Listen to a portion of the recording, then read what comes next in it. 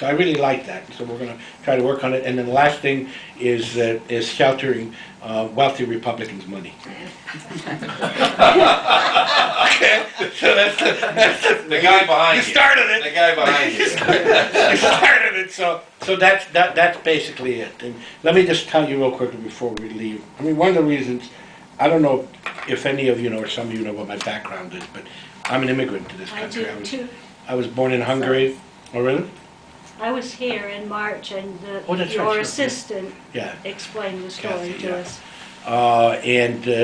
And I came, when I was a child, we played soccer on the floor of a Roman amphitheater because that was the only flat place in Budapest, okay, in our neighborhood. In Europe, this thing, there would never even be a thought about this. I mean, it would not even come into anybody's mind. Right.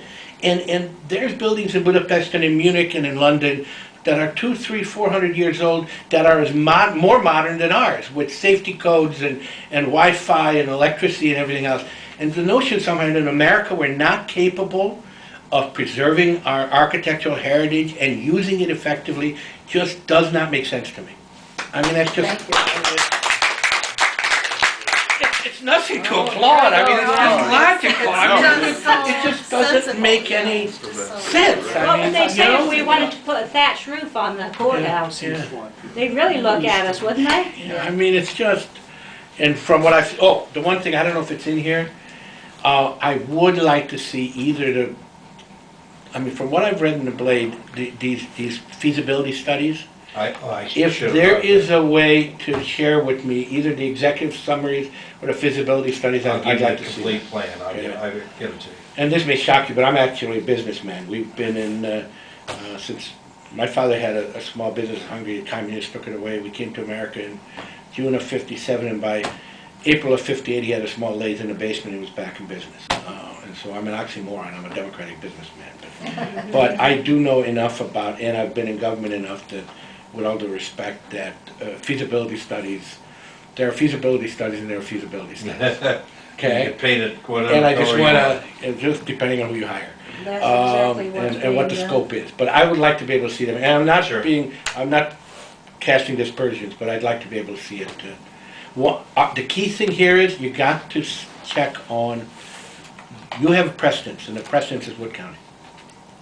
Now the fact that you had Gardner and Latta, two very powerful members of the legislature, had a little something to do with it, okay? But I think that's the most important precedent that you have, okay? Is that funds, and we got to figure out if it was capital funds, if it was local government funds.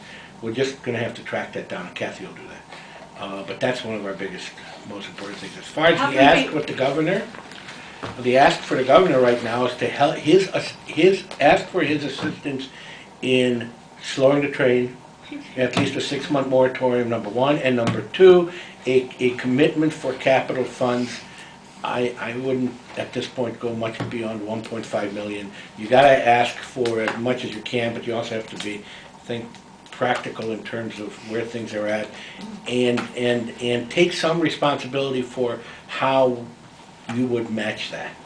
Okay. And there is a way to do this, by the way, and I don't know if you want to do it, but there is a Ohio Cultural Facilities Commission.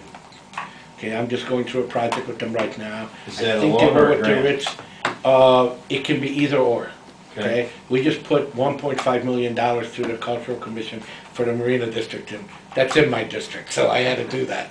That's fine. Okay, we just put it through them. Now, the thing about them is they make you cross the T's, dot the I's.